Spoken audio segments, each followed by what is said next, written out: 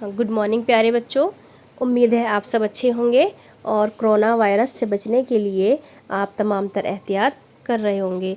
बच्चों, हमने आपकी किताब जान पहचान से नज़्म पढ़ी थी एक लड़की का गीत।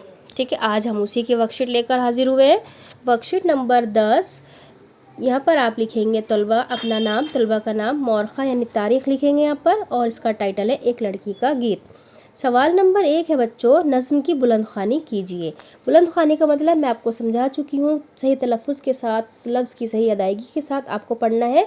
बहुत हल्की आवाज़ में मिन मिन मिन नहीं करना। अगर हम बहुत हल्के से पढ़ते हैं तो सही अल्फाज की हम अदायगी नहीं कर पाते। बिल्कुल सही तलफ़्फ़ुज़ के साथ पढ़ने को बुलंदख़्वानी कहते हैं। खुशख़त कीजिए, ये मैं आपको समझा चुकी हूँ, यानी सुलेख कीजिए। अल्फाज मायने कीजिए। बच्चों, सफ़ा नंबर 62 पर 62 नंबर पेज पर आपका अल्फाज मायने दिए हुए हैं किताब में। आप उसको अल्फाज मायने को अपनी कॉपी में ज़रूर करेंगे। सिर्फ चार अल्फाज के 4 मायने हैं। ठीक है, सवाल नंबर 2 आप पर आ जाइए बच्चों, जोड़े मिलाइए। अब देखिए, जोड़े मिलाइए, ये तो आप समझ ही गए होंगे। ये 2 कॉलम दे रखे हैं, कॉलम अलिफ, कॉलम बे। इन कॉलम्स को आपको मिलाना है। ये मैंने आपको एक मिसाल भी पेश करके बताई है। फूल को हम खुशबू से मिलाएंगे। ठीक है, चिड़िया को हम चहचहाना से मिला देंगे। ठीक है, आप मिलाएंगे कॉपी में अच्छे से। कोयल को हम कूकू से मिलाएंगे। चश्मा यानी पानी, चश्मा यानी पानी बरसात में सब्ज़ा हरा हो जाता है, तो इसलिए हरा। ठीक है, चश्मा को पानी से मिलाएंगे, बरसात को सब्ज़ा से मिलाएंगे। जिससे ताल्लुक़ है उसको उसी से मिलाएंगे। अब देखिए बच्चों, सवाल नंबर 3 पे आ जाइए। दिए गए लफ्ज़ों को जुमलों में इस्तेमाल कीजिए। ये लफ्ज़ दिया गया है गुलजार। गुलजार का मतलब मैंने आपको बताया चमन, बाग। तो आप ऐसा जुमला बनाइए जिसमें ये लफ्ज़ इस्तेमाल हो रहा हो, गुलजार। मोती, ठीक है, मोती से एक जुमला बनाएंगे। जंगल को आप यूज़ करके जुमला बनाएंगे। और गीत। ठीक है बच्चों, ये आपको जुमले में इस्तेमाल करने हैं। सवाल नंबर 4 है आपका, इस नज़्म में लड़की ने क्या ख्वाहिश जाहिर की है। बच्चों, पूरी नज़्म के अंदर ख्वाहिशात उसने अपनी जाहिर की हैं कि जैसे एक ऐसी जगह हो, इमेजिनेशन उसने किया है, तसव्वुर उसने किया है, ऐसी ख्वाहिश उसकी है बच्ची की कि एक ऐसी जगह हो जहाँ मैं हूँ, मेरी सहेलियाँ हों और एक झूला भी हो, वहाँ चिड़ियाँ चहचहाती हों, है ना, बहुत अच्छे फूल हों, कोयल की कूकू की आवाज़ आती हो, और सब्ज़ा लहलहाता हो, और हवा, ठंडी ठंडी हवा चल रही हो, झरने का पानी हो, खूबसूरत बाग हो।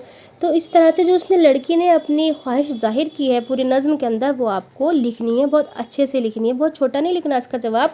पूरी नज़्म के अंदर जितनी ख्वाहिशात उसने बयान की हैं, एक एक लाइन में ख्वाहिश है बच्चों, तो वो आपको लिखनी है ठीक से। किताब पढ़ेंगे अब बहुत आसानी समझ में आ जाएगा। इससे पहले वाली वीडियो में मैं आपको समझा भी चुकी हूँ। सवाल नंबर 5 देखेंगे बच्चों, शायर ने नहर के पानी को किस चीज़ से तशबीह दी है। किस शायर ने नहर के पानी को किस चीज़ से तशबीह दी है।